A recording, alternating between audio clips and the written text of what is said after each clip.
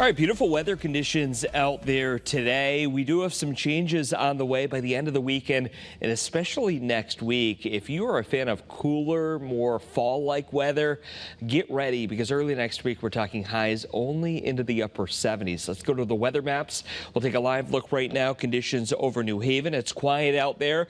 By tomorrow morning, the New Haven green likely to look a little bit foggy. Some fog building in overnight. Temperatures currently in the 60s and 70s out there. The warm spots, New Haven currently at 77 degrees. Dew point values, it is a bit muggy out there with dew points currently in the 70s. And you'll notice over the next few days, the dew points remain relatively high. We'll call it muggy both tomorrow and again on Sunday.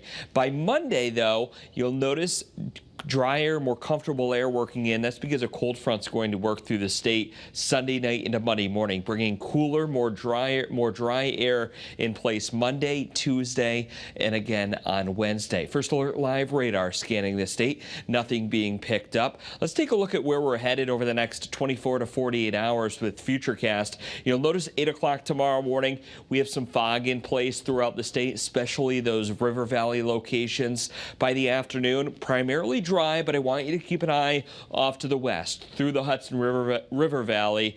We will be looking at an isolated shower working into western Connecticut later tomorrow afternoon, especially during the evening hours. For the most part, we remain dry tomorrow. By Sunday, you'll notice the winds out of the south and west will ramp up the humidity and also the heat. We'll make a run at 90 degrees for inland areas on Sunday. And by the afternoon, we'll actually see a cold front work through. A rather strong cold front. Not expecting much in the way of severe weather. Could see a shower, maybe a rumble of thunder, but it doesn't look like there's a big severe weather threat with this cold front. So that's the good news. But the big story is going to be the much cooler air working in. The 11 p.m. advisory from the National Hurricane Center has Hurricane Erin now as a Category 2 hurricane. You can see the latest here.